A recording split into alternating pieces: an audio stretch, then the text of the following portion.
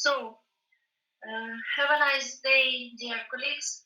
I'm glad to see you all in good health and good mood today. You know we have air alarm right now in all Ukraine. I have seen in the map, and right now we can start and our army is cancelled, and we can continue our job in this conference. According to the program, we have section number 3 today, risk management in energy and environmental systems. So we have 10 presentation, 10 speakers today. So I would like to ask you to keep time limiting about up to 10 minutes for presentation and about 5 minutes for discussion, if you don't mind. Not to make it so long because we have next section after us after 1 hour break. And now I will give the floor to moderator of our today's meeting, Natalia Shiritsina, lecturer of the Ivano-Frankivsk National Technical University of Oil and Gas, Ukraine. Please, Natalia. Good morning. Continue our Thank you, Irena. meeting.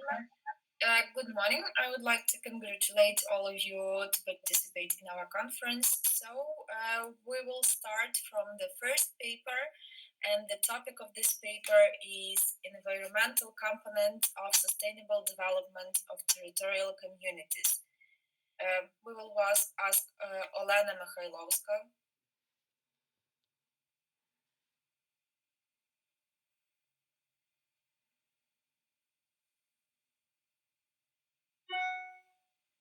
As I see, she is not present here.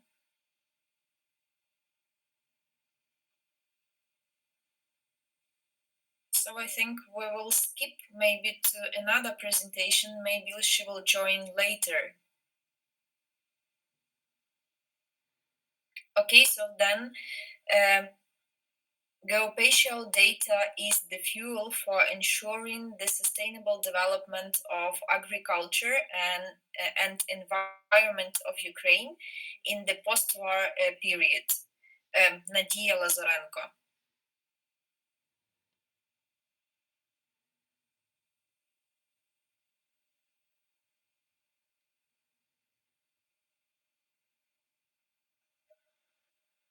I don't know, maybe in some regions we still have the air alarm, maybe because of that. Good morning. I'm sorry, can we start or no? Yes, please. Yes, until Yes, our first, yes. Yes, of course. Participant is on the way, probably. Yes, please.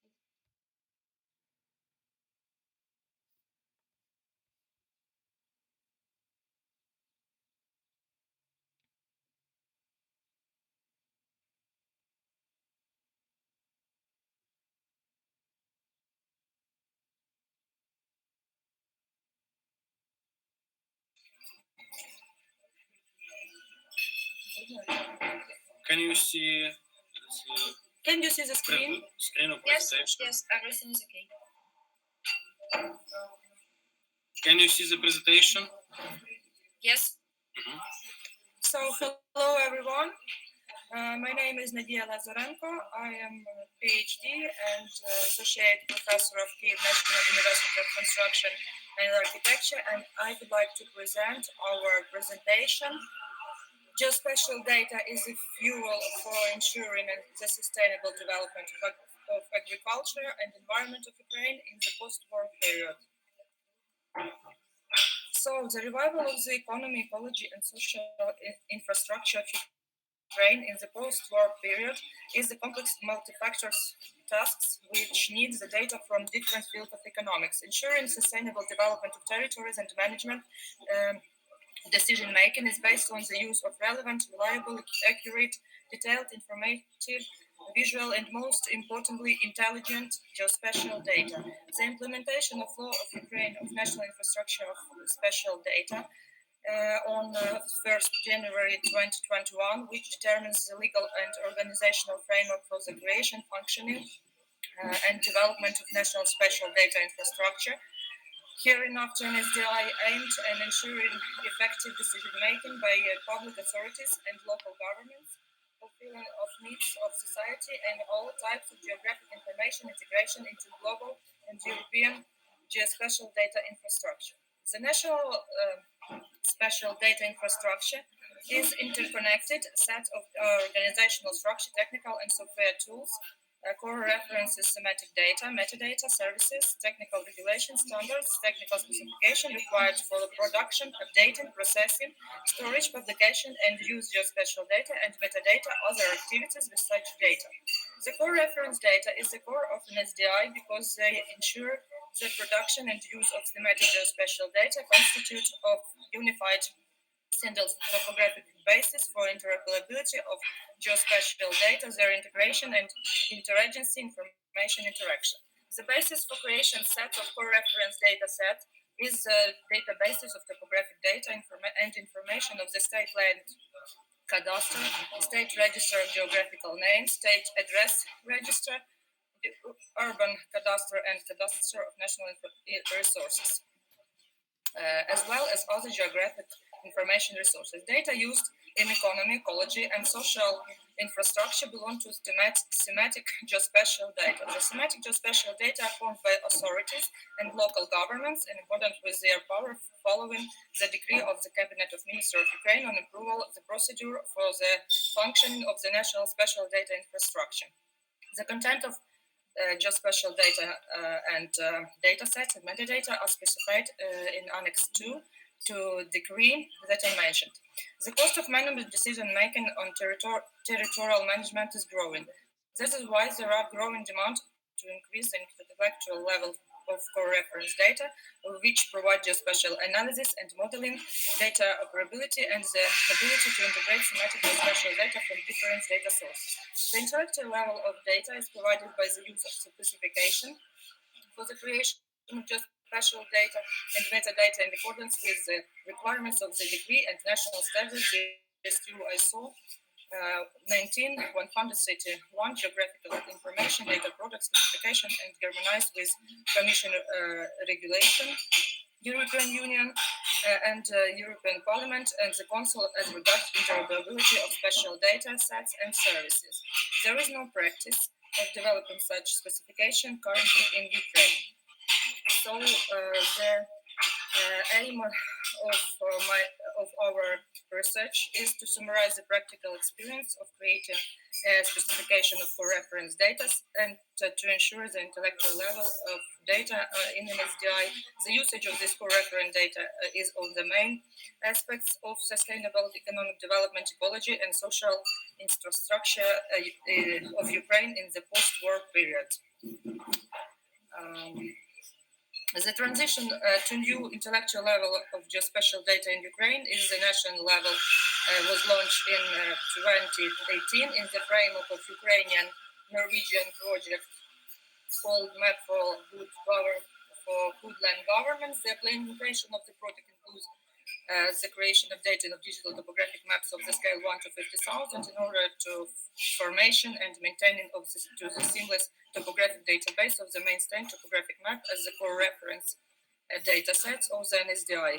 The topographic database of the main state topographic maps was published on the National Geoportal to ensure the relevance of single digital topographic bases, the implementation of topographic monitoring system, and the development of NSDI in Ukraine. This TDB of the main state topographic map was created according to the methodology of modern driving architecture and the principle of permanent use and operation database. So this database conceptual model was presented in an application schema using unified model language UML regardless of the specific database implementation environment. Implementation schemas for various methods and implementation environments will obtain mainly and automatically the formal description of the application schema. The basis for the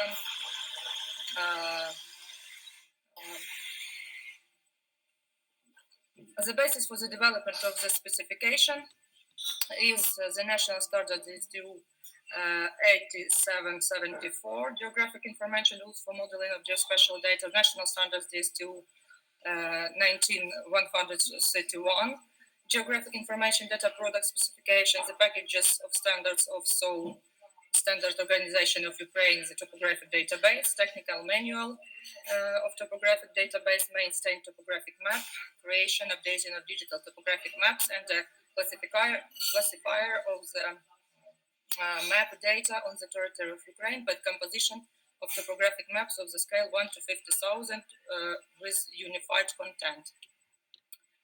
The content of the core reference data was determined by the law of Ukraine on national data in special infrastructure. This content was used during the information of the classification group list at the feature catalog. Following this to ISO 19110 geographic information methodology for feature cataloging and this to 8774 geographic information rules for modern geospatial data. This catalog contains special schemas description of the internal design of models and for the digital description rules. The UML diagram of packages of classification group was developed as the feature catalog using case visual programming environment in the enterprise architect version 7 with UML diagram consists of 13 packages as you see on this screen. It is proposed to expand the feature catalog of specification to the scale 1 to 10,000. Thus, specification define 91 feature classes, 52 feature classes for the scale 1 to 50,000, and 1 to 10,000, and 49 feature classes for the scale 1 to 50 to 10,000. Also, the UML diagram of classes were developed for each feature classes of classification group at the feature catalog. The blue color of feature classes on the UML diagram means that the features of these classes contained in the digital topographic maps of the scale 1 to 10,000. The feature catalog also contains the following information for each class: the name and code and classification group, the name of the code of the feature class in Ukrainian and English, UML diagram of the feature class, class definition of the method and screen as a feature and methods of special representation of the feature, the digital description rules, feature class attributes, domains, and associations. The application schema and feature catalog of the TDB defines the and describe type of topographic features, their attributes, association, and restriction, and more types of topographic features, which by their original and function belong to natural and or infrastructural networks such as hydrographical networks, roads, etc. Additionally, were described for creation in their segment nodes topological models in the TDB. It should be noted that one of the main peculiarity of specification is the significant reduction in the quantity of feature classes, and instead by increasing the quality attributes for the generalized class, which does not reduce informativeness. Digital description rules between feature classes, establishing mutual location with other classes, determination of anchors point of feature in their point, linear and polygonal localization. So there are conclusions. The development of NSDI in Ukraine will have to avoid duplication of geospatial data, save financial resources, provide the initial data for spatial planning, design of new facilities, will allow to respond quickly to any changes in the environment in the post-war period. The created specification of topographic database is the reference specification for other thematic geospatial data that mentioned in the law of Ukraine on NSDI.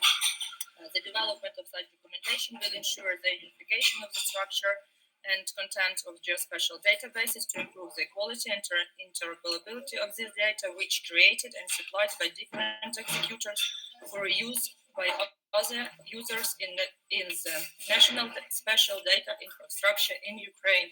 Thank you very much. Okay, thank you for your presentation. Maybe some of our participants have questions. May I ask one question? Please tell me, please, what kind of UML diagrams do you use in your project? You show on your picture these UML diagrams, yes. Yes, we use UML diagrams of classes and UML diagrams of packages to show all the feature classes that was used there, and connection between them, topological, and so on. Yes, thank you so much. It's very nice tool for this. Yes, I know. Thank you. Any more questions? Okay, then thank you for your presentation. Let's skip to another speaker.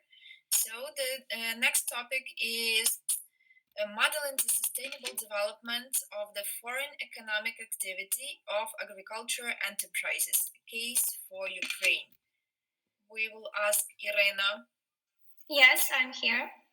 Okay, we are ready to listen to your presentation. Okay, just one moment. I don't know why I can't.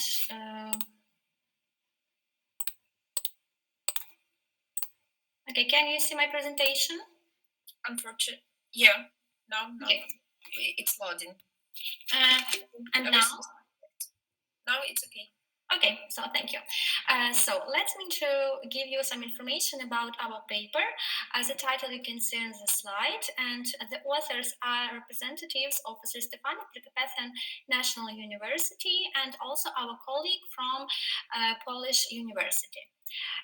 So the article deals with a methodological approach to the classification of different agricultural enterprises in Ukraine by the level of their foreign economic activity, which includes calculation of the regional index of export competitiveness of agricultural enterprises and their grouping by the level of foreign economic activity.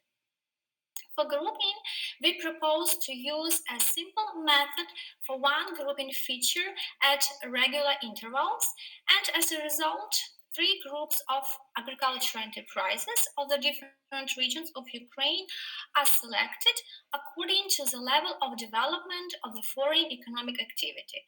And this level are low, medium, and high level of development. In recent years, much attention has been paid to the study of foreign economic activity of agricultural enterprises. But the method of dividing these enterprises according to different regions by the level of foreign economic activity has not been under constant attention yet. That's why the purpose of our study is to develop and implement a methodological approach to the classification of agricultural enterprises in the regions of Ukraine according to the level of development of their economic activity. The authors have formed a methodological approach that allows classifying different agricultural enterprises existed in Ukraine according to the level of foreign economic activity. This approach is based on the assessment of the export competitiveness of agricultural enterprises in the region.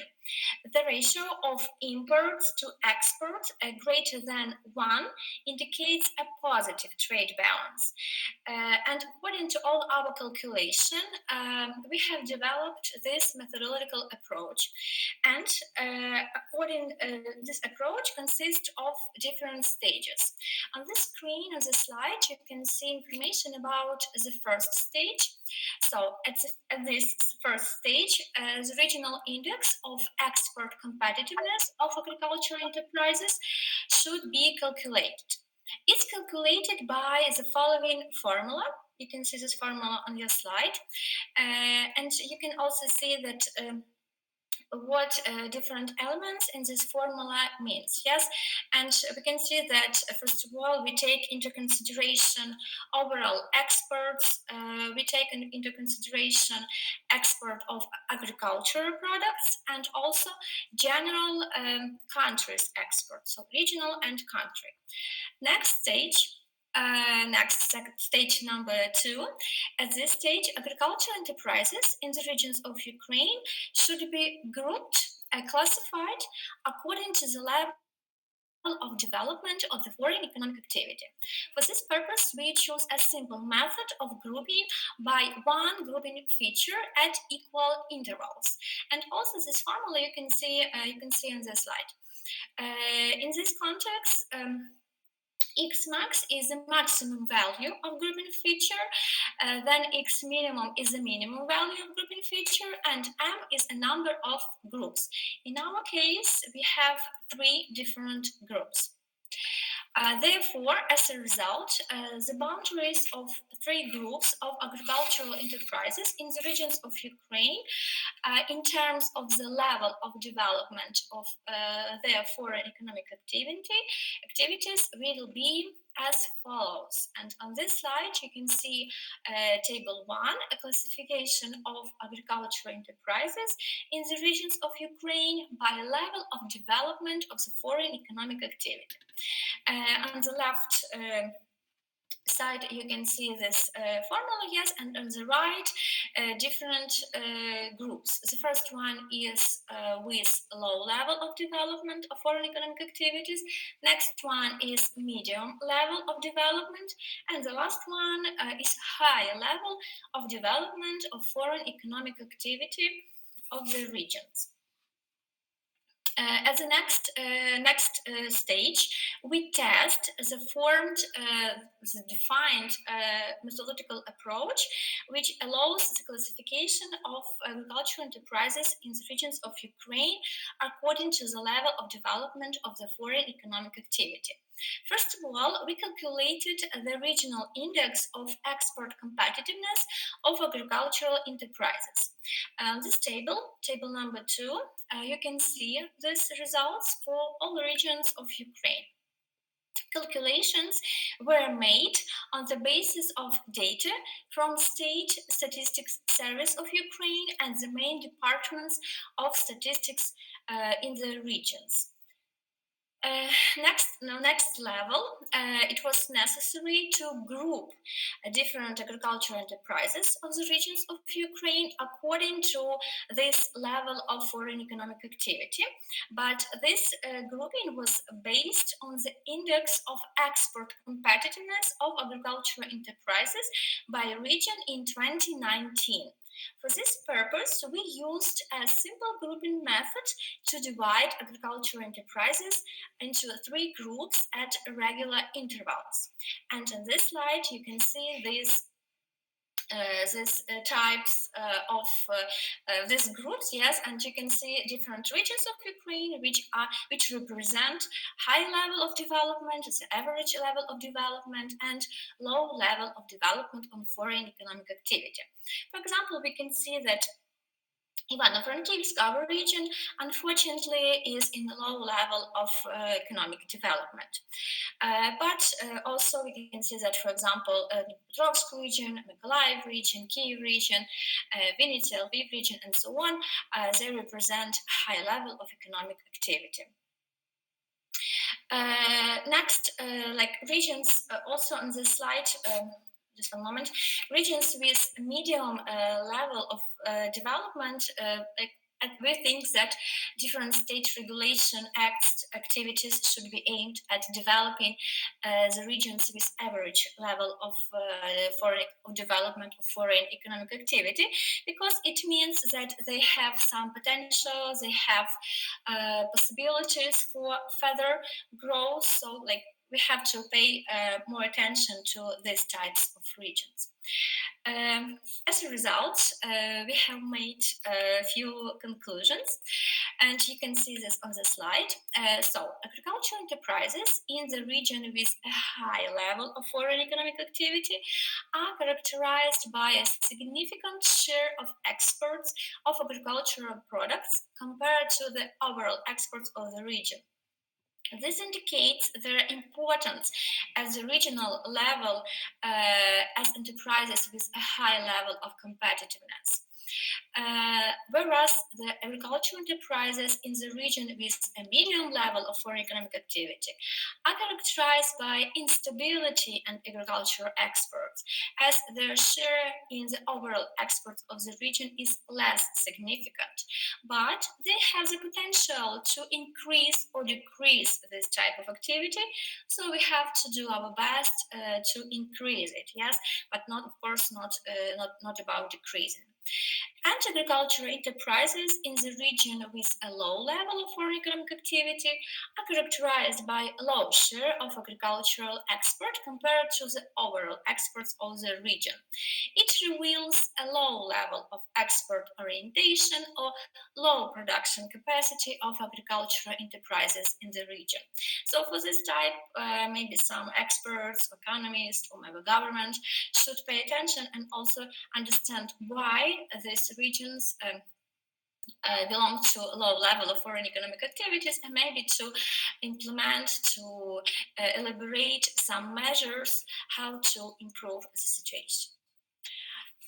Also, we defined further research for our paper, and we think that further research should be on developing a mechanism for assessing the level of potential for the formation of strategic competitive advantages of foreign economic activity of agricultural enterprises, which will allow to develop an appropriate development strategy for each regions. Thank you so much for your attention. Thank you, Irina, for your presentation. Now we are ready to listen to questions from our participants.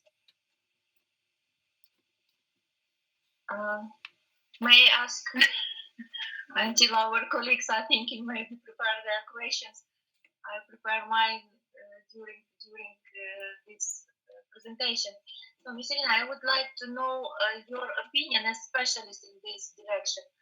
How this our current situation with the war situation will affect to this foreign economical activity of agricultural enterprises in general, not maybe. What is your opinion in this, please? It's very difficult to understand that war has changed our life in different spheres, and of course, in agriculture. Nowadays, it's very difficult question actually, because we understand that, for example, I just only want to know your opinion. I see, but they're different right now, different situation. You know, with exporting grain, one said, especially if they don't export, we keep it. I want to do this clarify. Let's think that let's hope that our export activities connected with grain will be allowed, and of course, all grains from Ukraine will be exported, will be transferred to all countries in the world, and of course, in this case, we understand that a lot of countries will see how Ukraine is important and how we can keep our product security in all the world. Yes, but I think that in future, if we will be the part of European Union, of course, we will not have different obstacles and boundaries for development of our foreign economic activity, and this will, of course, will have influence on agricultural foreign economic activity. But it's very difficult to think about like Kherson region for our eastern regions, because they do not have possibility for agriculture nowadays. Yes, but maybe in a few years situation will be changed, and we will have a chance to use all opportunities which our connection, our agreement with the European Union will give us. Thank you so much for your question. Thank you for your interesting presentation and answer. Thank you so much. Any more questions?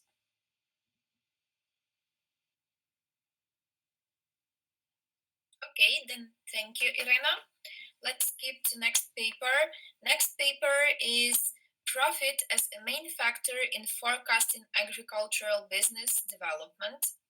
We will ask Olena Cherednichenko.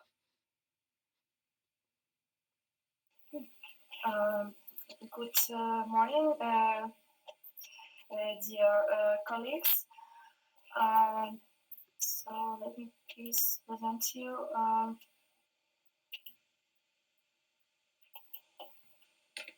Let me please present you our research.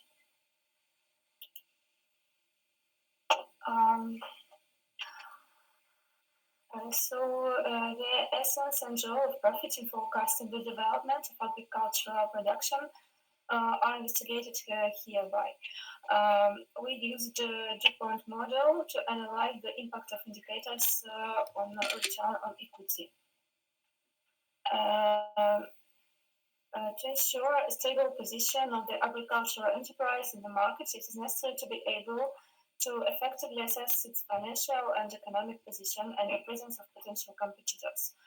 Evaluation of financial and economic results is the most important characteristic of the financial activity of the organization, increasing the efficiency of which is possible on the basis of improving the internal planning of profits and profitability of the enterprise in order to rationally use resources and achieve maximum results. The purpose of this research is to study the internal and external factors that affect profits, its role in forecasting business development, and identifying results to increase the profitability of the enterprise. Profitability indicators are used to assess the financial and economic activities of agricultural enterprises and characterize both its overall efficiency and profitability of various activities like production, business, investment. Various factors models are used to analyze profit indicators from single two-factor to multi-factor. They reveal the causal relationship between financial performance and financial condition of an enterprise. One of possible ways to use appropriate indicators for the systematic transmission of information is the DuPont model. It should be noted that in countries with developed market economies, chambers of commerce, industry associations, or governments usually publish information annually on acceptable regulatory values of profit indicators. Comparing the company's own performance with their allowable values, we can draw conclusions about its financial and economic condition. In Ukraine, alas, such approach is not yet fully available, so on the basis for comparison with information on the value of indicators for previous years. The analysis of the dynamics of the main economic indicators of small enterprises of Ukraine determined a gradual increase in net income by 65%, but at the same time, the increase in the cost of sales is faster than the income, and this leads to a decrease in gross profit by almost 8%. The results of factor analysis of the formation of gross profit under these conditions are given in Table 1.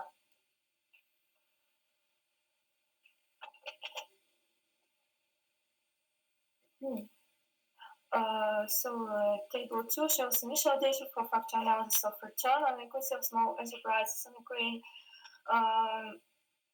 Analysis of the impact of key factors on information of enterprise profit shows that in previous years the decrease in gross profit of small enterprises was mainly due to negative changes in the structure and range of products sold and increased costs per 1 hryvnia of products sold. In 2020, gross profit compared to 2019 increased by more than 2,000 million hryvnias due to an increase in sales by almost 2 million hryvnias. And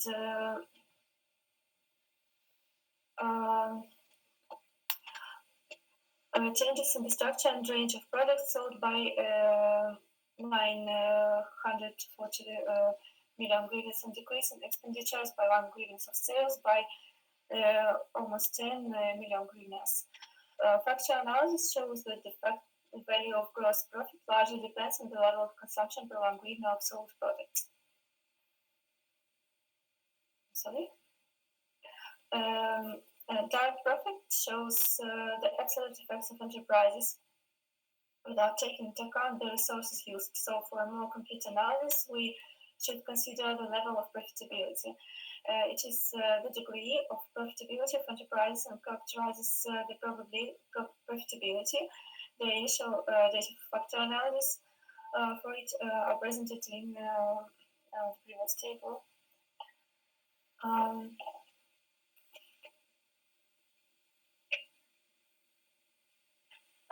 And the table 3 presents the initial data of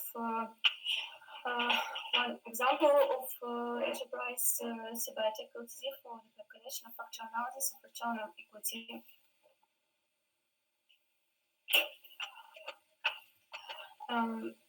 Analysis of the provision that almost all baseline indicators tend to increase. It is worth noting that the increase in return on sales by 33%, the ratio of financial year by 86%, while the turnover of assets decreased by 9%. The results of calculations of the influence of factors on return on equity are summarized in table 4.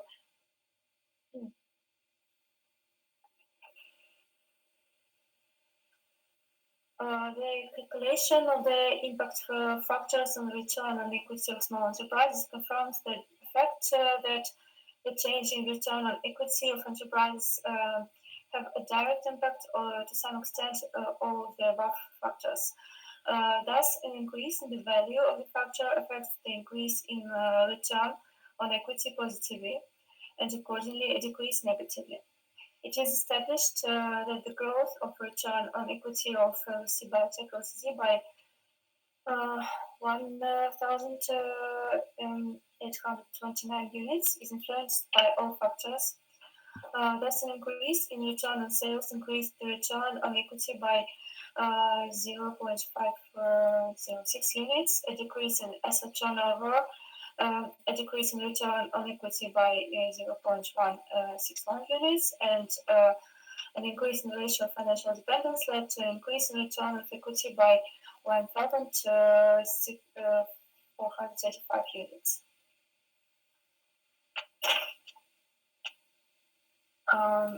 The development strategy of each enterprise should be aimed at improving the efficiency of production and profitability of its activities. DuPont's multi-factor model allows identifying the main problematic factors of agribusiness that have the greatest impact on the efficiency of use of assets and equity of the enterprise.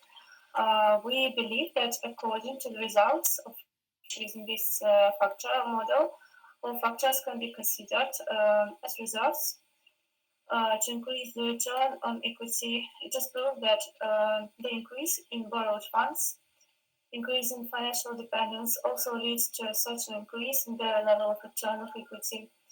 That is, the agricultural enterprise receives a profit in the form of an increase in the rate of return on equity based on financial risks and borrowed funds.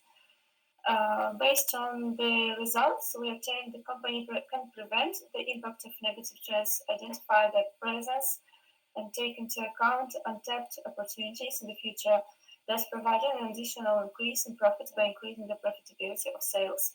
Analytical studies show that the company should pay most attention to the use of internal reserves. Thank you for your attention. Thank you. Thank you for your presentation. So, questions to the presenter?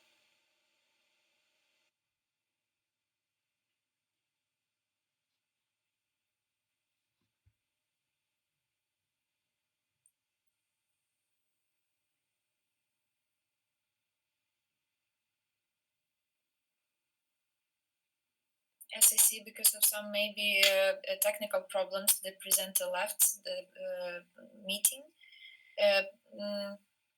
Maybe if she will join, you may ask your questions in the chat, so maybe the presenter then will answer your questions.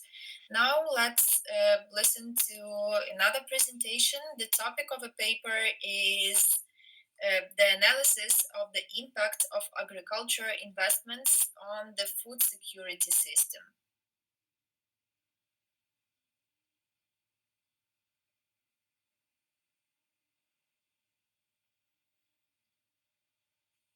I have that Pani Irena should present this presentation.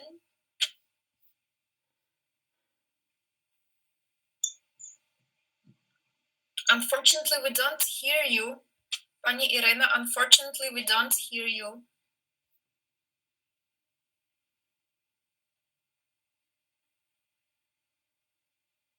Some problems with the sound. We don't hear you.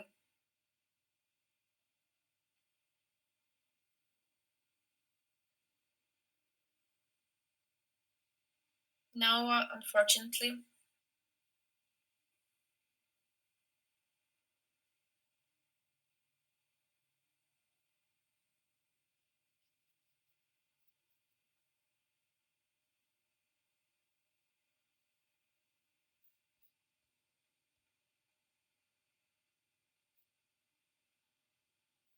No, we don't hear you still.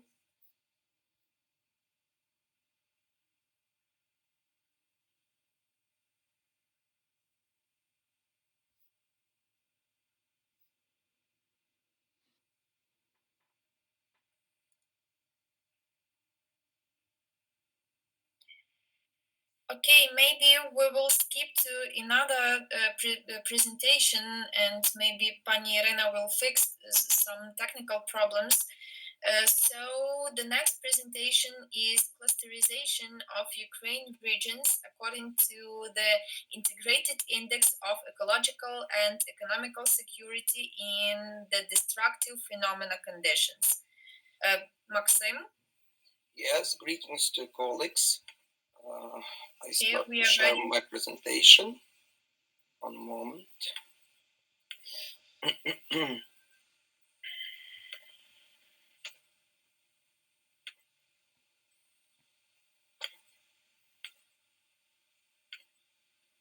Do you see this presentation? It's loading. Yeah, now we see it. Yes, thank you. Everything is okay. Yeah. Dear colleagues, I want to present to you an article, a collective article, about clusterization of Ukraine regions according to the integrated index of ecological and economic security in the destructive phenomena conditions. So, the introduction of article. In Ukrainian and world economics are some discussion on the methodological for calculation, the integrated ecological and economic security index basis on a harmonized assessment of incentive and disincentive factors that affect the overall ecological and economic security of Ukraine. The application of regulation of ecological and economic security of the country is impossible without studying the state of its region.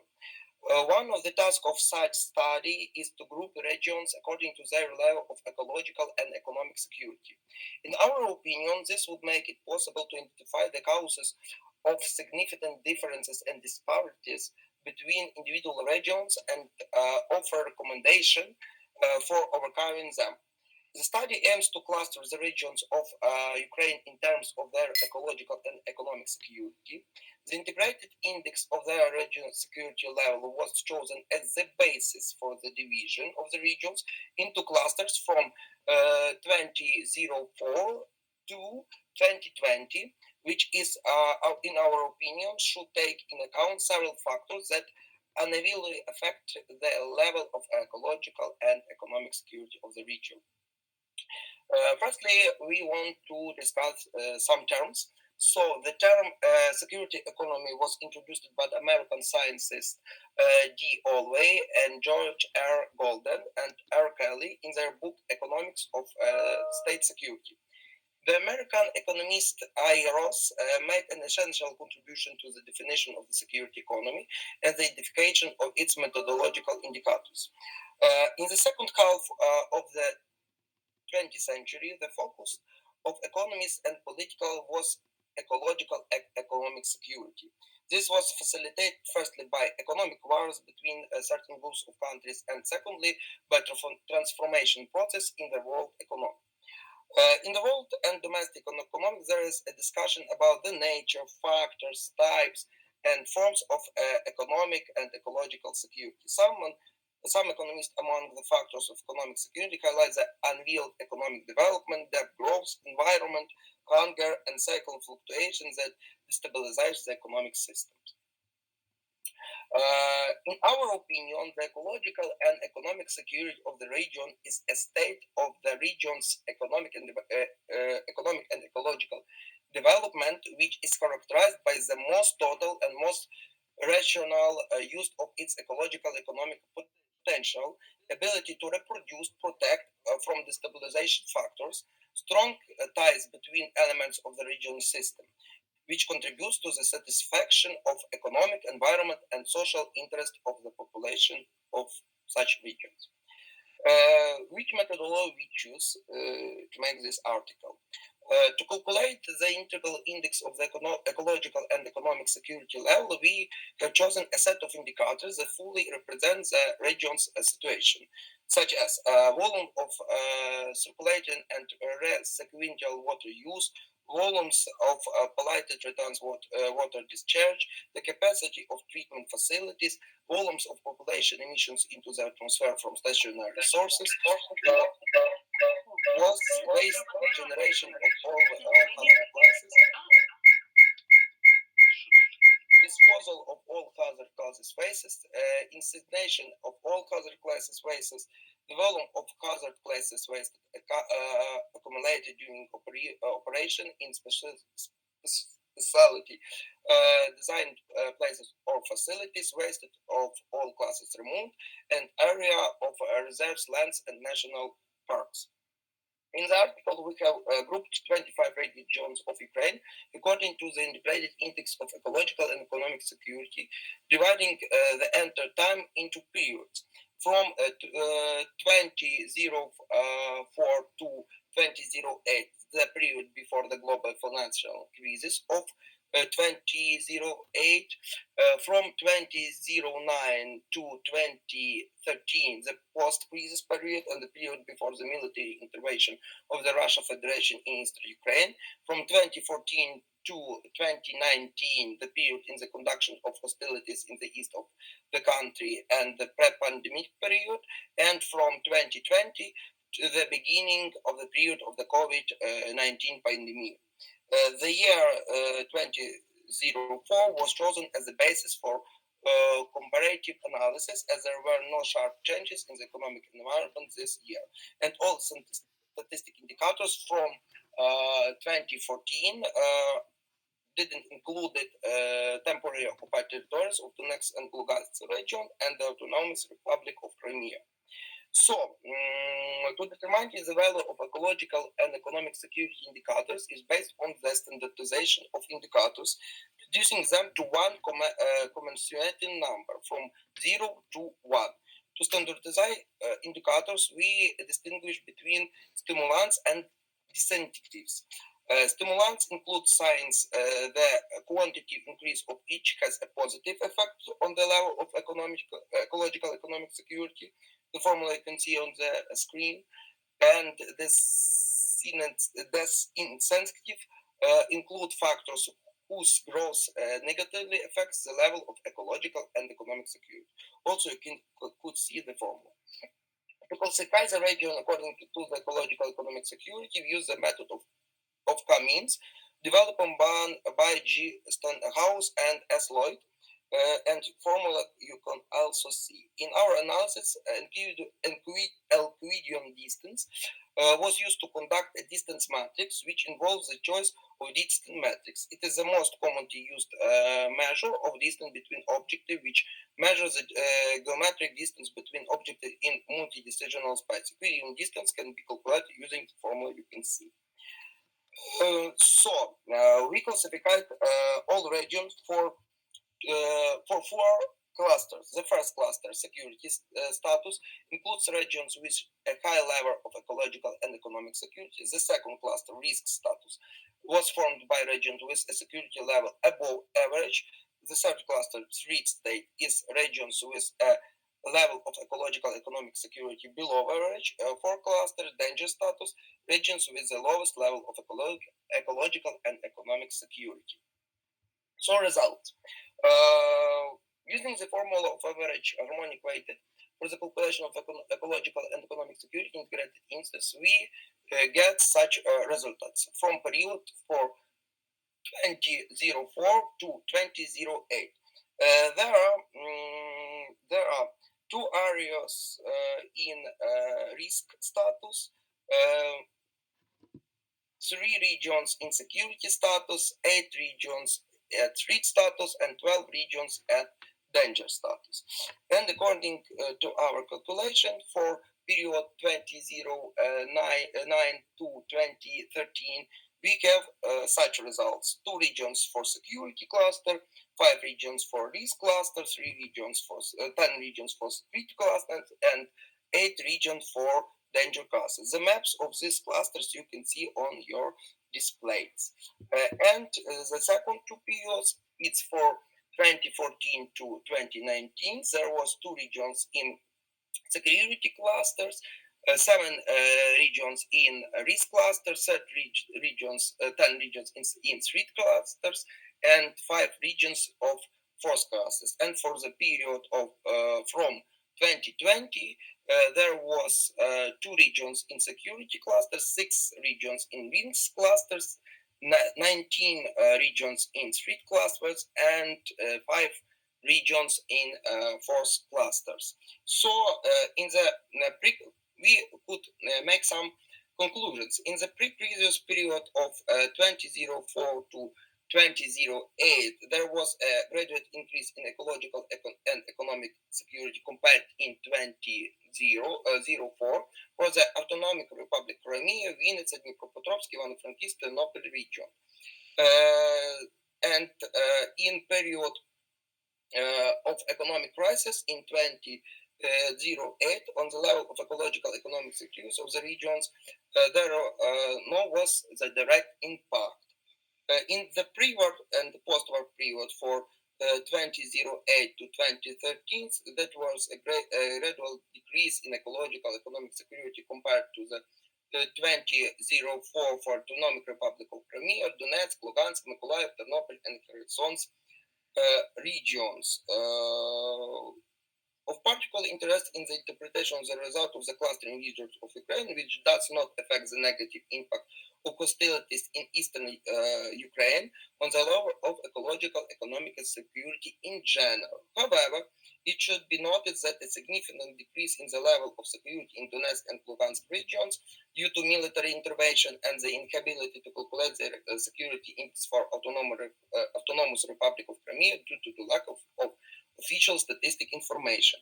And for the period post-war period for 2014-2019, it was characterized by increase in the region's ecological and economic security for Zaporizhia, Ivano-Frankivsk, Kyiv, Kirovograd, Mykolaiv, Poltava, and Ternopil regions. It should be noted that there is a different impact of COVID-19 pandemic on the levels of Ukraine's regular ecological and economic security. Namely, the most significant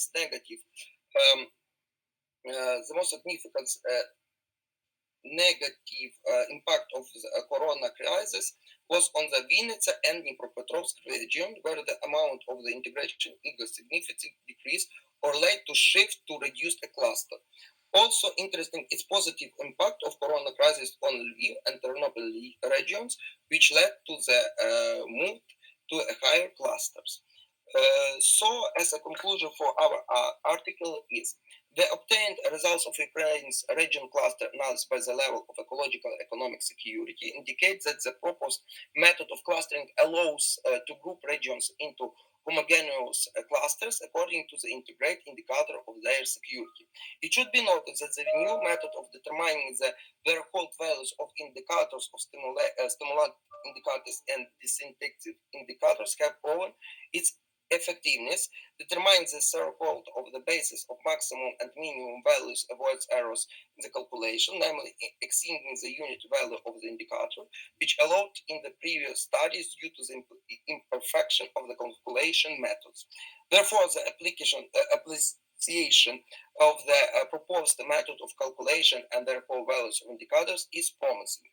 Of particular interest in the interpretation of the results of clustering of the regions of Ukraine, which reflects the dual negative and positive impact of the global financial crisis of 2008 and the COVID-19 pandemic on the level of region security, also the absolute exclusively direct negative impact on two regions due to hostilities in the eastern of Ukraine. So we can compare the results. You can read it at the display. Yes, and in further our research, in our opinion, in the described clustering methodology, it is necessary to abandon the use of Euclidean distance for each individual year of research. Instead, it is necessary to develop a clear distribution of cluster using harmonious norms of distribution for the ideal situation, which will clarify, trace the thresholds of clusters. A clear definition of the thresholds will allow us to further use our proposed methodology for the analysis of safety levels for extended time frames.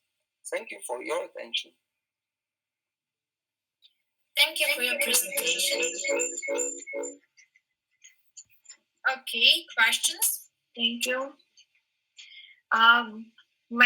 May no opinion of valuable speaker.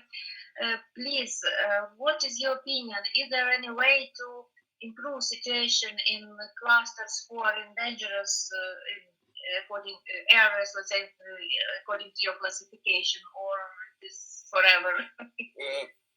As you see, our classification is only maybe the informative way for our government, for the way they could develop the situation and make some decisions to high level the ecological and economic security in the regions. So if we have some regions that dropped into dangerous clusters, we know what indicators are in the lowest way, yes, and we could make some particular plans to high level these volumes of indicators. So it's a good instrument for economic development of the country, and especially for economic development of each or others regions. So it's a good classification. Clustering is a good mechanism to high level some government's plans and make it strategical for economic development of these regions, not especially for environment and ecological environment security and economic security. It could be implemented on maybe all levels of different types of securities. Thank you. Okay. Thank you so much for your answer. Yes, and very interesting. Thank you for your question. Thank you. Natalia, yes, previous speaker is asking. Yeah, I see that Pani Irena is ready to present us. Yes. Okay, we're ready to Excuse listen. me so much. Yeah, dear colleagues, connected according to our air alarm, we had some problems with the internet connection, so we are ready to present our presentation. Can you give us the access to our presentation, please? I think that all of you have the access to present. Actually, we cannot. We don't have the access to presentation because we are. Yeah, nowadays we use two computers because again with some technical problems. Okay, sorry. Can you see our presentation? No, not yet. Just give us the. Okay, if we cannot, can we just present without the presentation? I suppose yes. Because we cannot. We still cannot. Okay, dear colleagues, let me introduce the presentation on the topic, the analysis of the impact of agricultural investments on the food security system. Yeah, still we don't have the presentation. Unfortunately, we cannot show the presentation, but nevertheless, dear colleagues, let me present the topic of,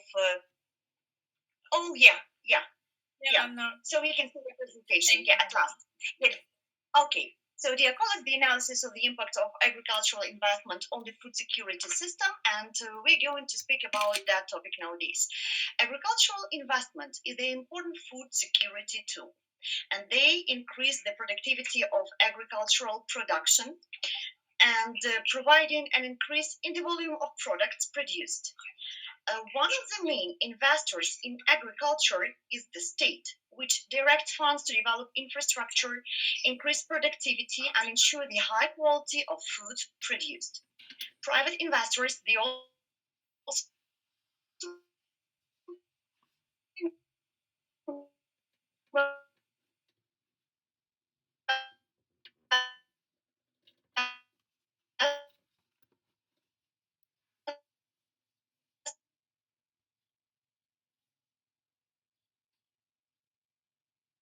in the agricultural sector by lending to production and creating or acquiring. At the same time, the investment climate and the quality of state investment policy directly affect the amount of funds that are invested and the quality of the resources, increase profitability, and achieve the maximum possible economic and social effect. Okay, the next slide, please. And this study is of the undernourishment. The following indicators have been chosen for the analysis. Actually, that is the agricultural share of government expenditure, agricultural value added share of GDP, development flows to agriculture, development flows to food security and food safety, and credit to agriculture. On the following slide, the following indicators have been chosen for the analysis. The agricultural share for government expenditure, agricultural value added share for GDP, development flows to agriculture, development flows to food security and food safety, and credit to agriculture.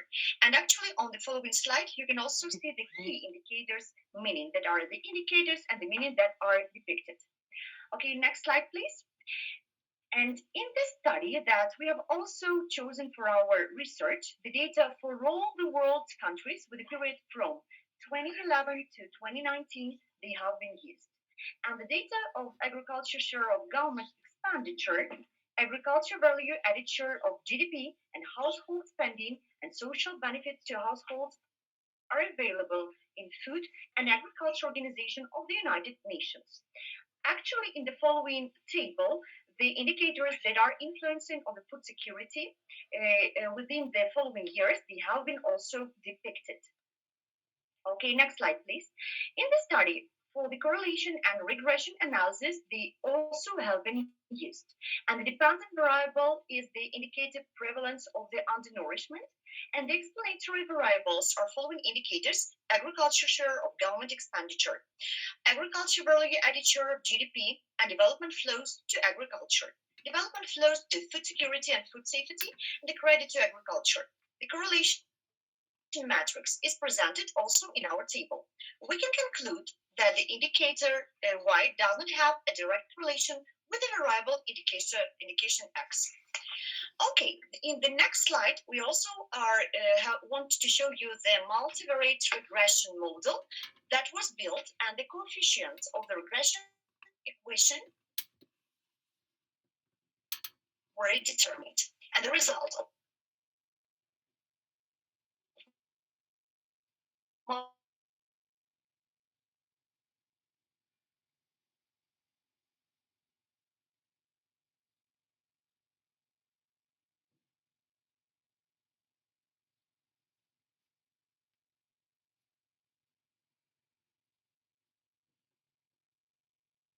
regression are presented in the next table that is presented in the next slide. The results of multiple autocorrelations, they are presented in the table 5.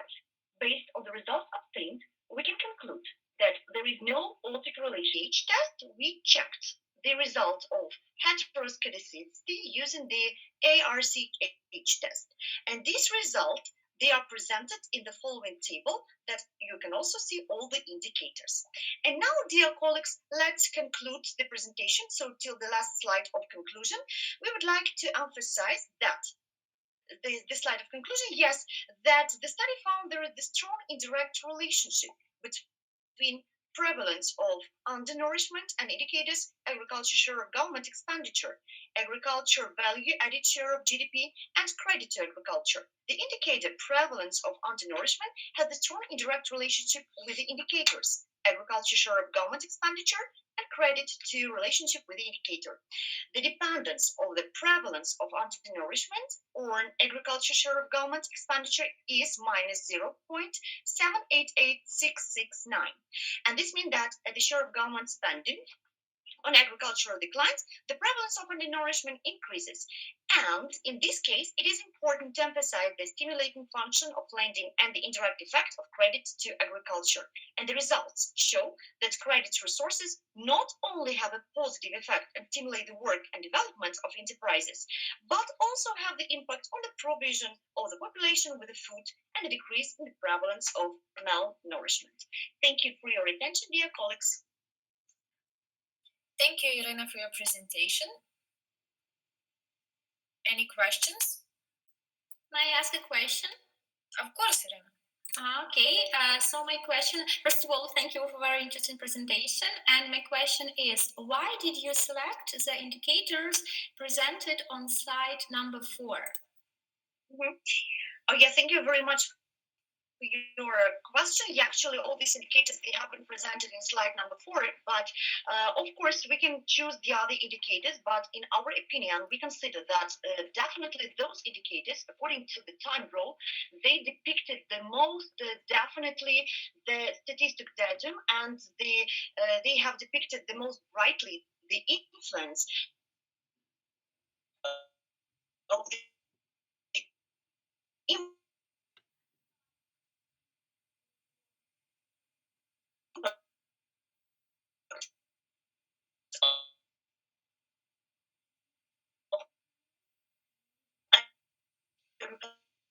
Unfortunately, bad connection. We cannot We have hear you. some technical problems. Cultural investment on the food security system. But in our further research, we are also going to research the other indicators. Thank you. Okay, thank you. Any more questions? Okay, so then next paper is improving the decision support system for managing financial risks of investment activities of oil and gas companies.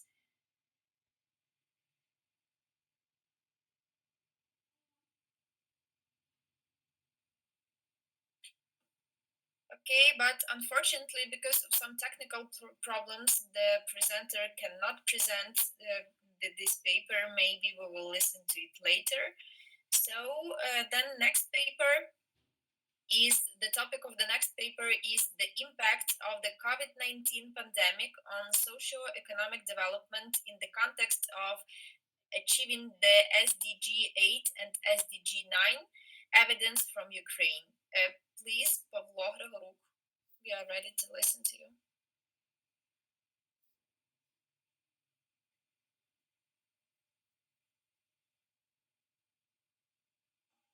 Wait a minute, I prepare my presentation. Okay.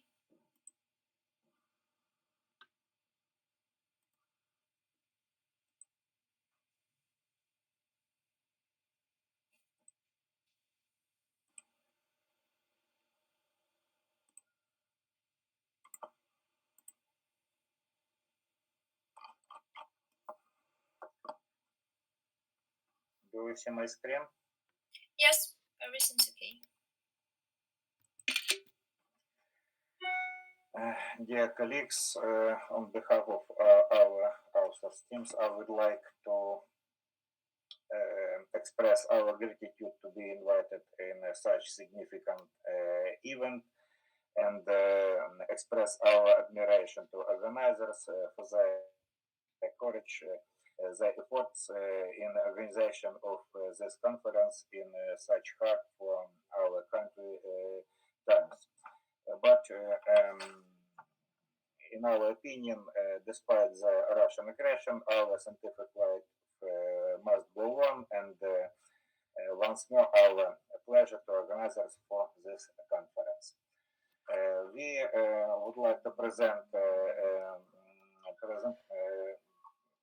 results of our investigation in the topic of impact of COVID-19 pandemic on socio-economic development.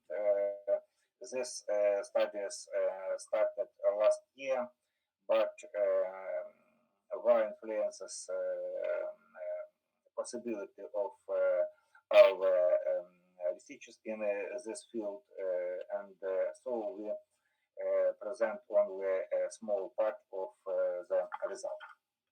So the 2030 Agenda for Sustainable Development, adopted by the all UN member states in September 2015, is a roadmap for entire world community to pursue sustainable development, addressing global challenges in overcoming poverty, climate changes, clean environment, and achieving social equality.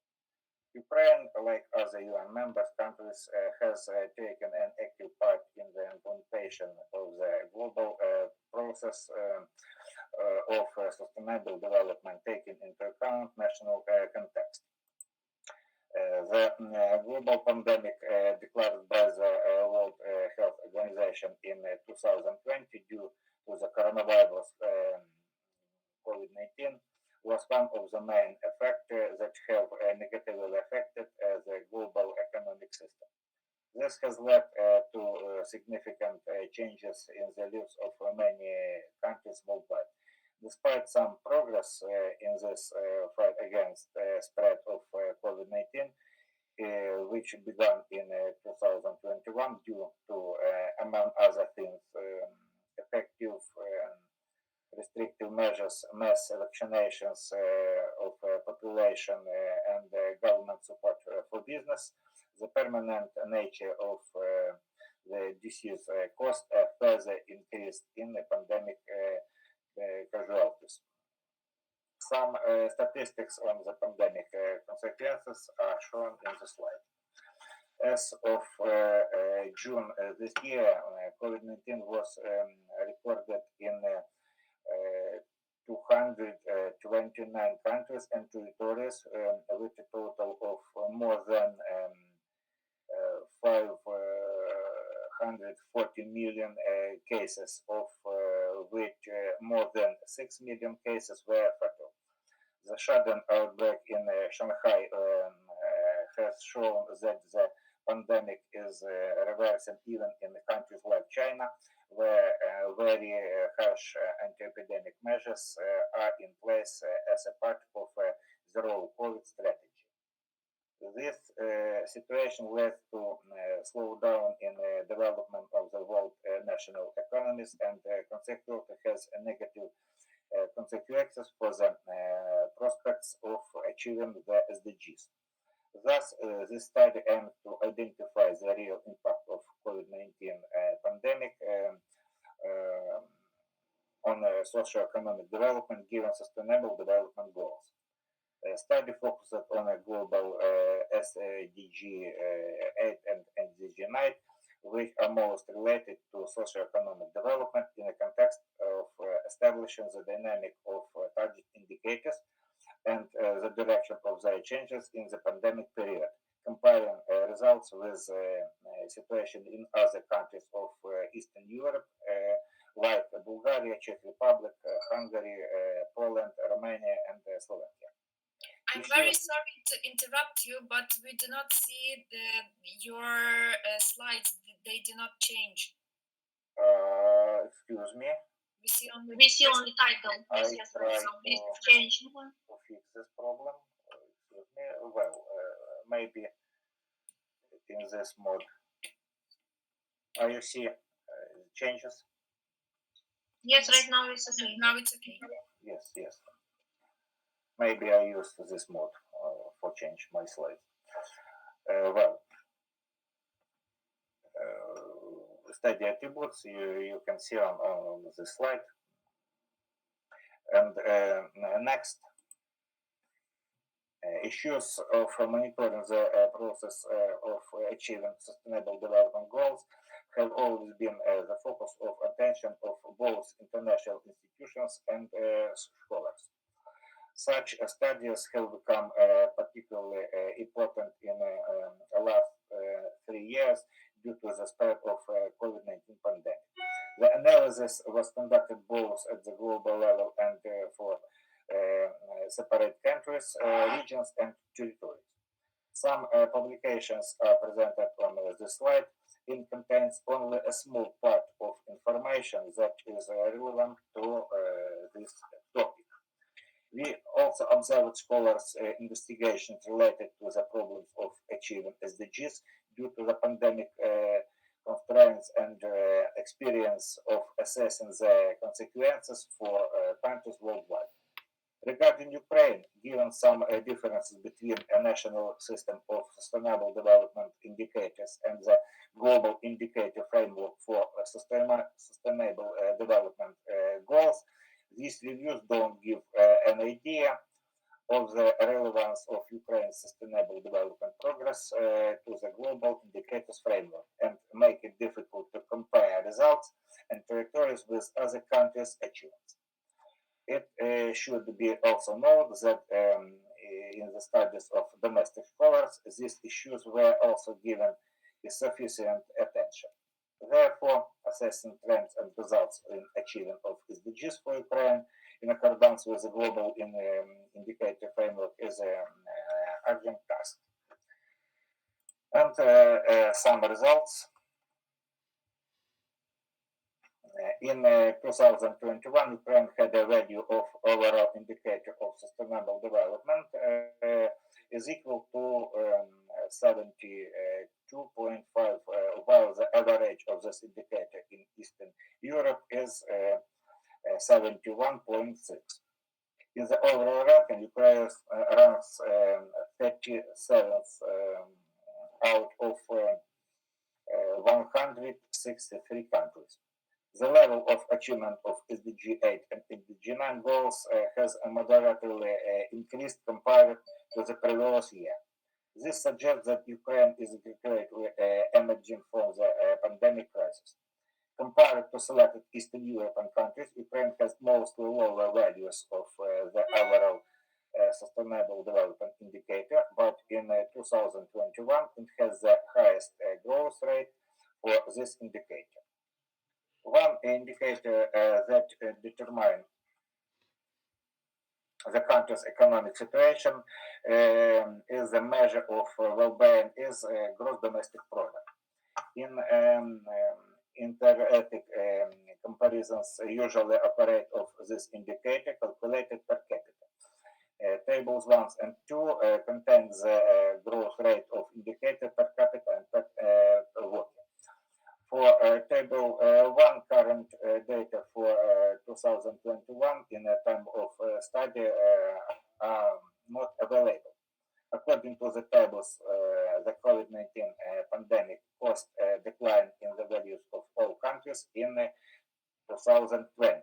In general, in this year, the gross domestic product of the European Union decreased by 6% compared to the previous year.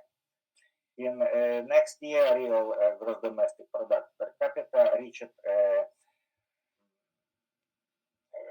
810 euros, which is 5.4% more than previous year and slightly below 2019. It should be noted that this growth was mainly due to household expenditures. The resumption of economic activity in Ukraine in 2021 lasted increment in gross domestic product, which appropriately led to an increase in value of this indicator when working. However, this indicator was one of the lowest among the studied countries. Employment is one of the most important socio-economic development goals, especially for women, young people, elderly, and migrants.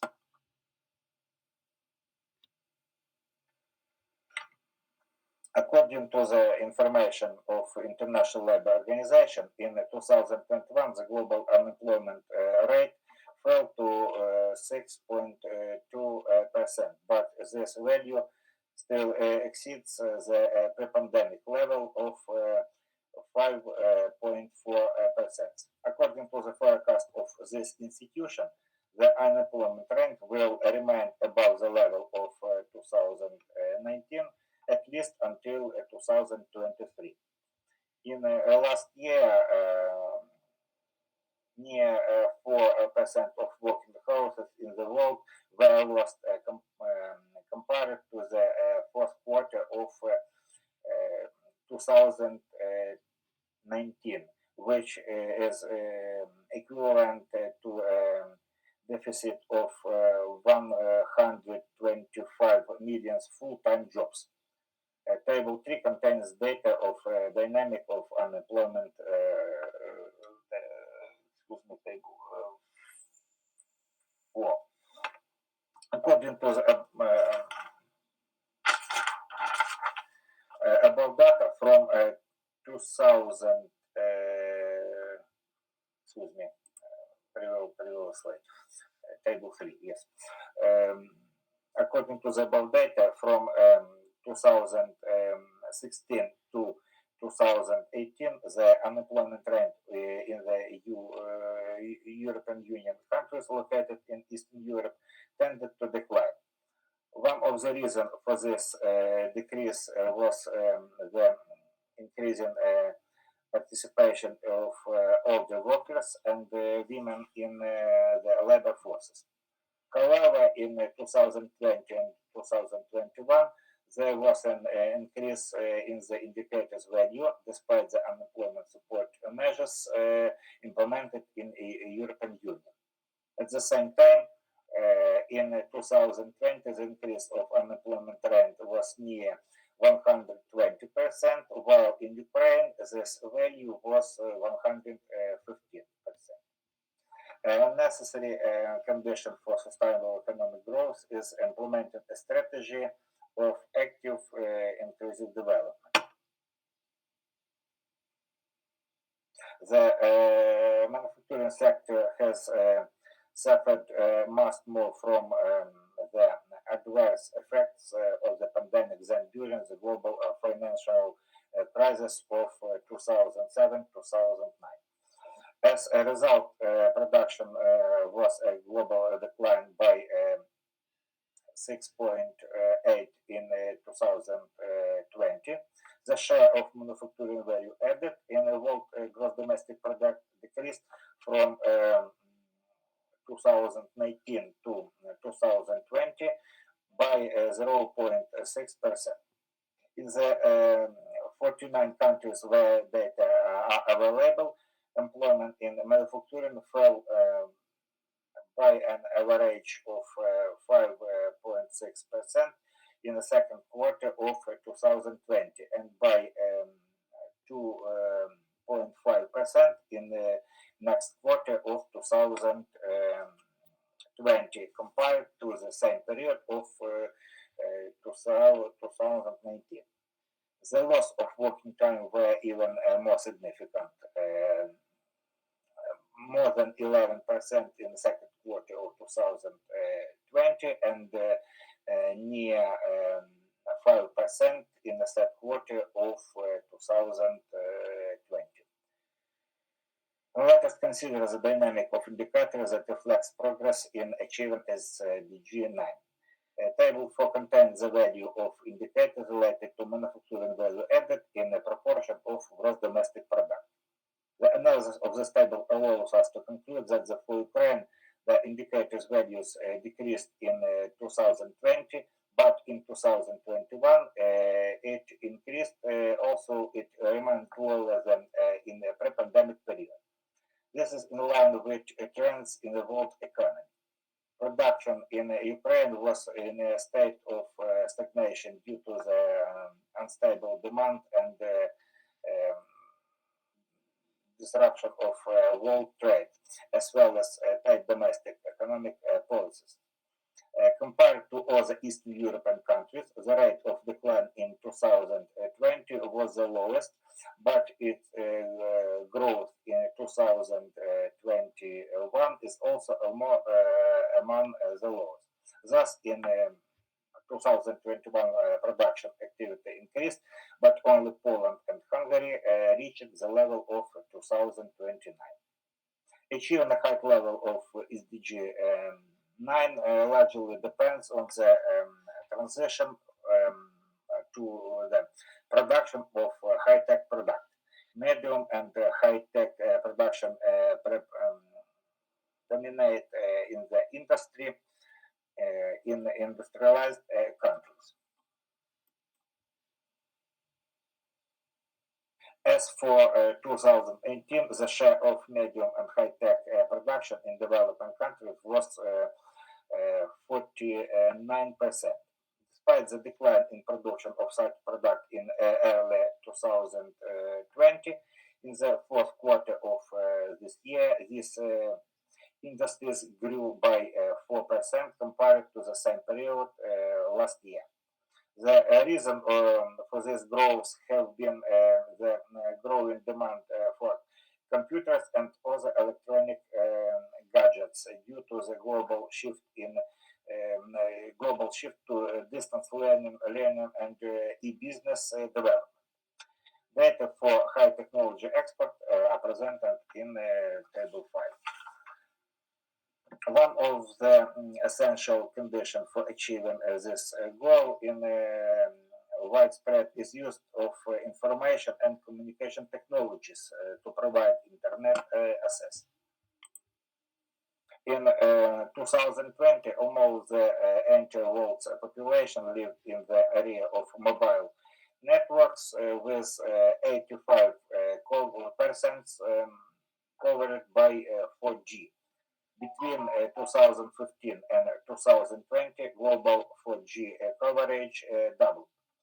However, as for 2019, only half of the world's population used the internet. Data for on a growth rate of mobile broadband subscriptions per 100 inhabitants in 2020 present on the slide. As seen from the figure 2, despite the Ukraine has one of the lowest active mobile broadband subscription per 100 inhabitants among Eastern European countries, still in this year it had the highest growth rate in this indicator compared to previous year. A similar situation occurred for the indicator of internet users.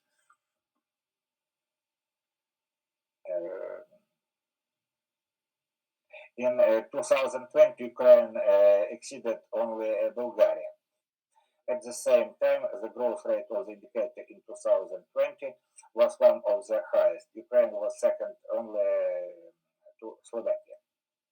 Strict quarantine limitation have significantly changed most people's lives, negatively affected many business segments, and opened up new opportunities for mobile operators.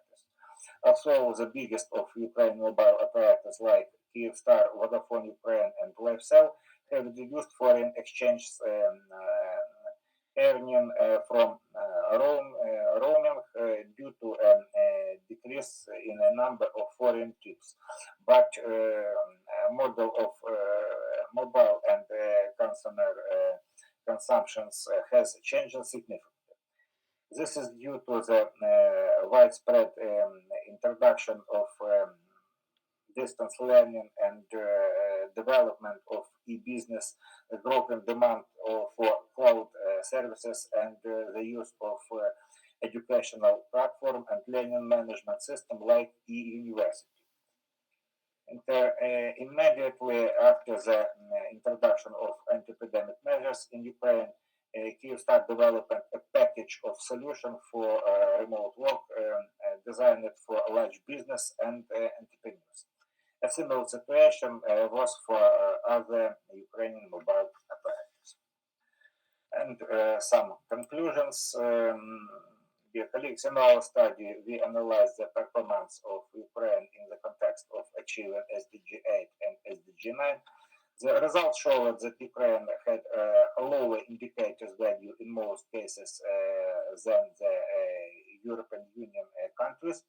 The study concludes that the COVID-19 pandemic has hard progress in meeting the targets for all countries, leading to decline planned indicators value for some goals and, in some cases, negative trends. At the same time, for many indicators, the rate of decline in 2020 for Ukraine was lower than for the Eastern European countries. Analysis of the available data for 2021 showed a gradual recovery of positive dynamic for most of the studied indicators. Results in 2021 for Ukraine are improving. However, they are still insufficient to achieve the study's goals of sustainable development. This conclusion coincides with the present in a report of achieving SDGs prepared by Cambridge University experts in 2022. Thank you for your attention. Okay, thank you for your presentation. Maybe some of you have questions to a presenter.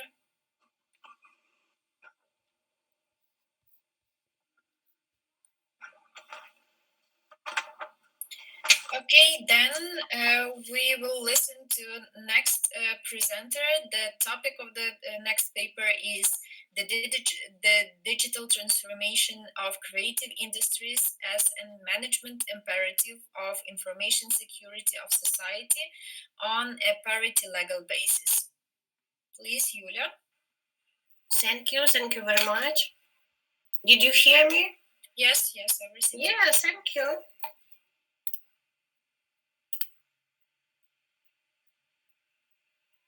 Just a second, I'm sorry. Okay, we are waiting for your presentation.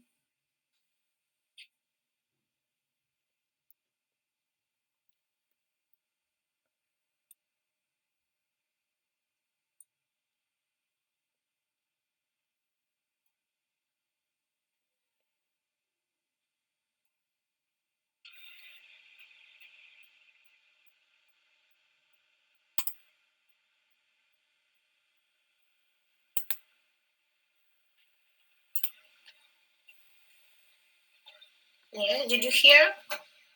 Yes, you may start. Yeah, thank you. Our article is the digital transformation of creative industries as a management imperative of transformation security of society on a party legal basis.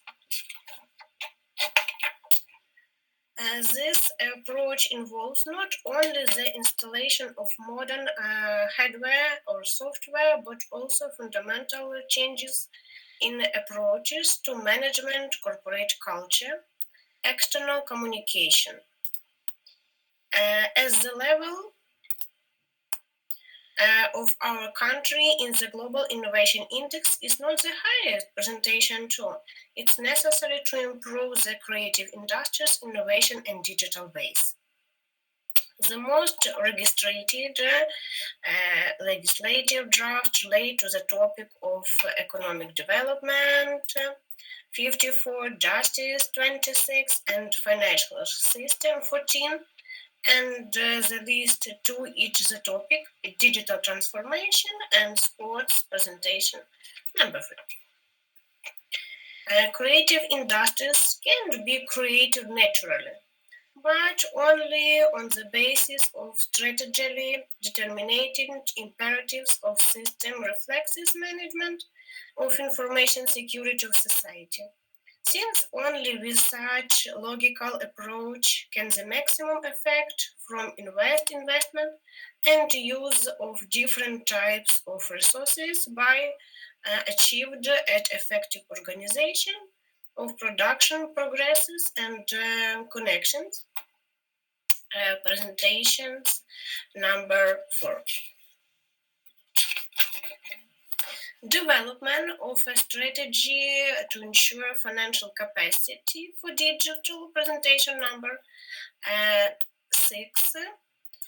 Of creative industries as an imperative of system reflexive management of information security of society on a parity legal basis. Provide some several stages.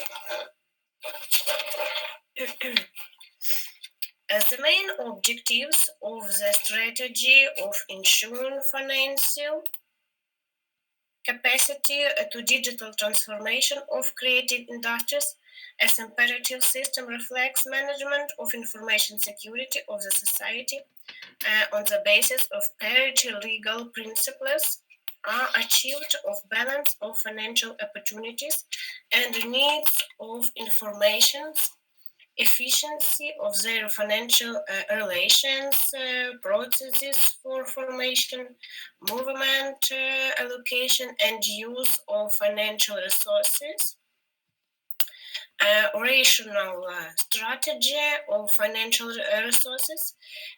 It's possible to provide a stable financial support for digital transformation. The role and the importance of strategy in ensuring financing capacity to digital information of creative industries as imperative system reflects management of information security of the society is mainly to identification of the necessary source of financial resources that will allow sufficient to safely needs of direction of effective use of financial resources. Thank you very much. Автор Steams, Прохорова, Безугла, Чечетова, Korж, and Orel. Thank you very much. Okay, thank you, Yulia. Does anyone has questions?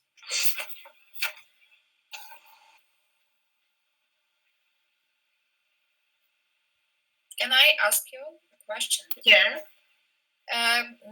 Can you just explain us the impact of creative industries into information security? How the creative industries influence the information security? Okay. The main advantages of digital transformation of creative industries, we have level 53, unfortunately, because it's improving the customer experience, flexibility, and acceleration of business progress. Okay, thank you. Thank you. Any more questions? So then the next paper, and the topic of the next paper is Vectors of Sustainable Development of Hospital Architecture, Case for Poland. Please, Irena.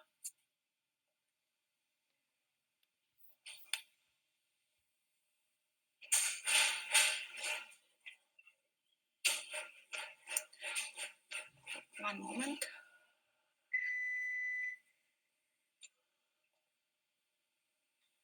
You see my screen? Yes, this is okay. Okay. Hello, everybody. I'm glad to see you and to listen to you. And let me introduce myself. My name is Irina Bulach.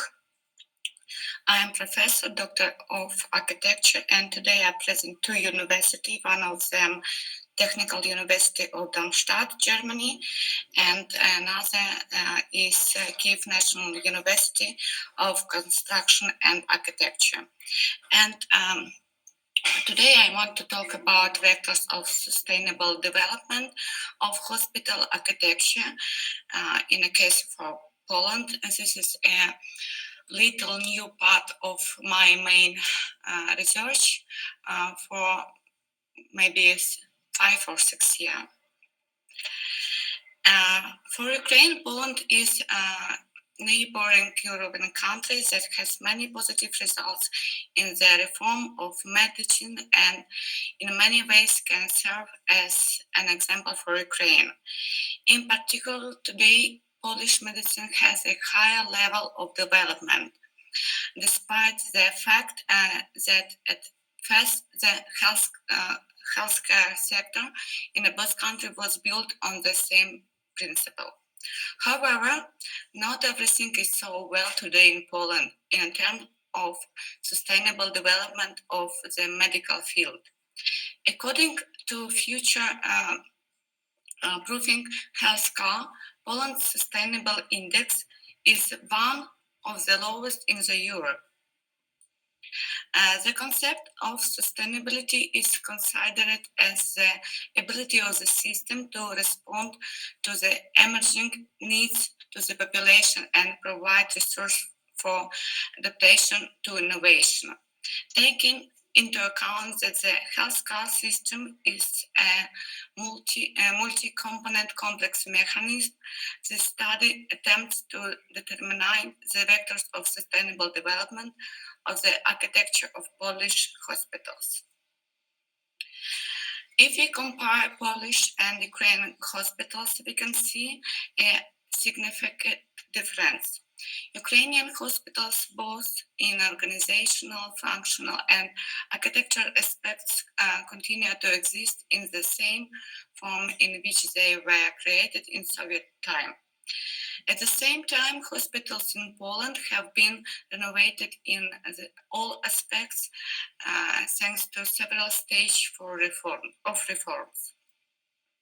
Based on the experience of leading countries in the healthcare sector, in order to improve the sustainability and performance of hospital architecture in Poland, this study proposed 7 main vectors of transformation and innovation. The first of all, cluster approach. The cluster approach provides for the interaction and concentration in the common area of various hospital buildings, as well as diagnostic, consultative, research, experimental, and so on. That is, the cluster approach allows hospitals to develop and operate as autonomous and self-sufficient units capable of full providing medical care. Next is multifunctional and accessibility. The main idea of the next proposed direction of the sustainable development of hospitals in Poland is to increase visibility and accessibility. We are talking about the various expansion and traditional function of hospitals by integration and expanding the range of new services. Next, complexity. The next proposed direction is complexity is aimed at creating comfort for people with the provision of all services available in everyday life. That is, a person getting into the hospital should have access to the choice of what he needs in health state. Next, openness and visual communication. The openness and visual communication of hospitals help shorten the way people travel, and also thanks to visual techniques help to navigate large hospital complexes. Hospital buildings should be designed logically, compactly, and user-friendly.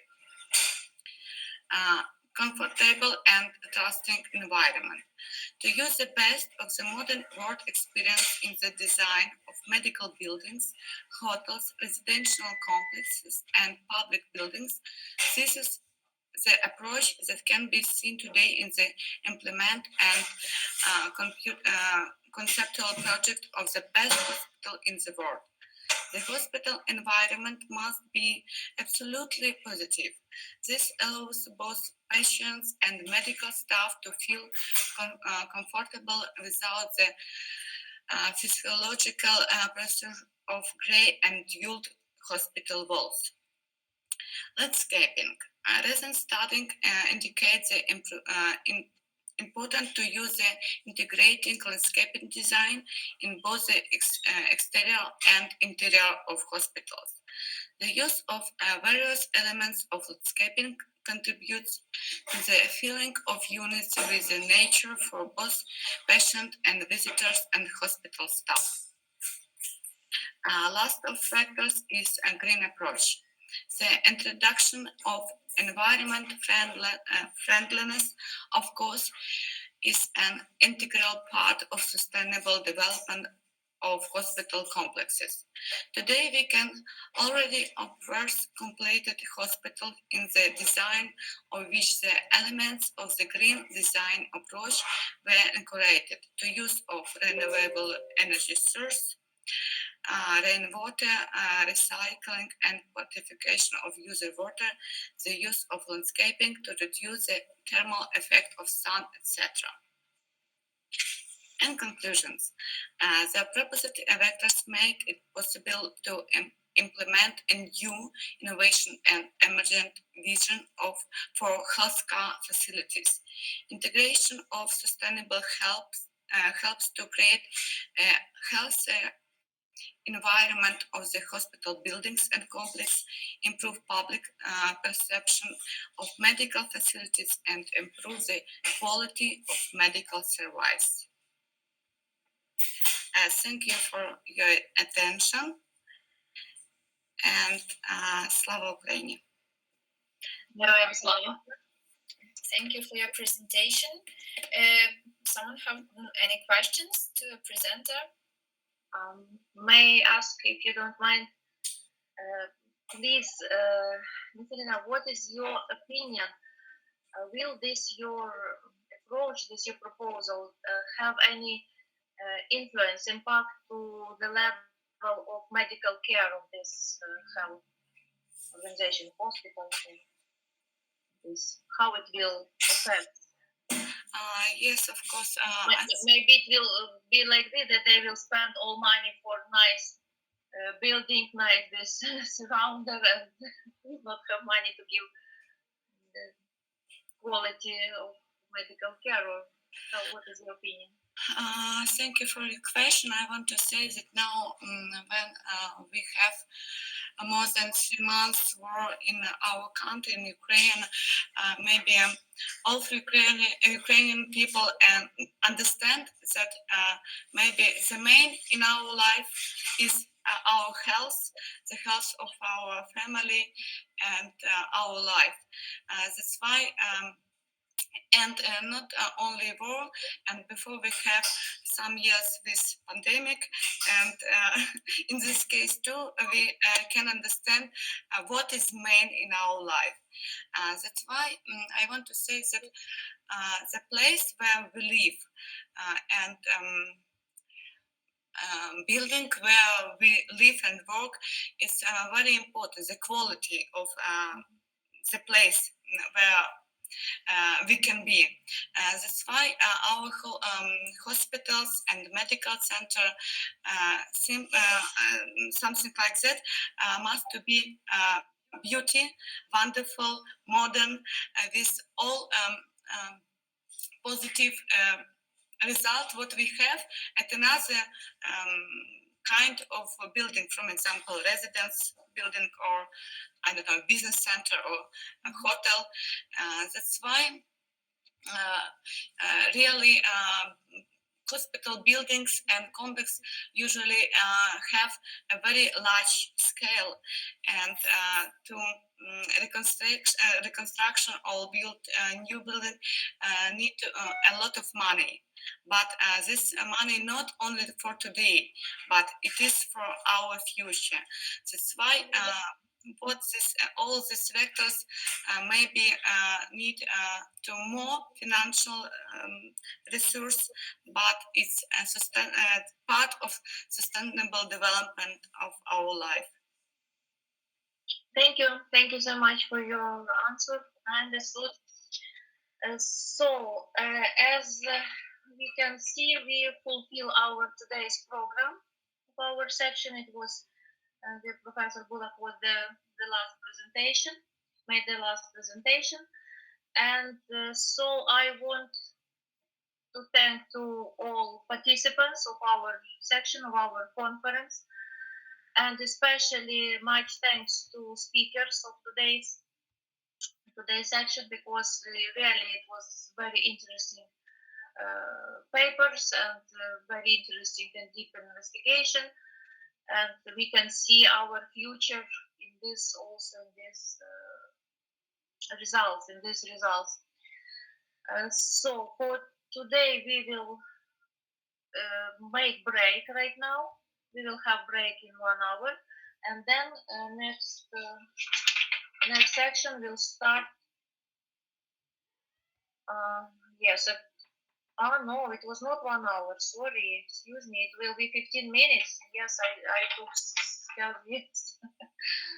At 12:15, it will be next section 4, and so I invite you also to take part in this section, to listen our colleagues. I think it will be also very interesting. So much thanks to all of you. Have a nice day.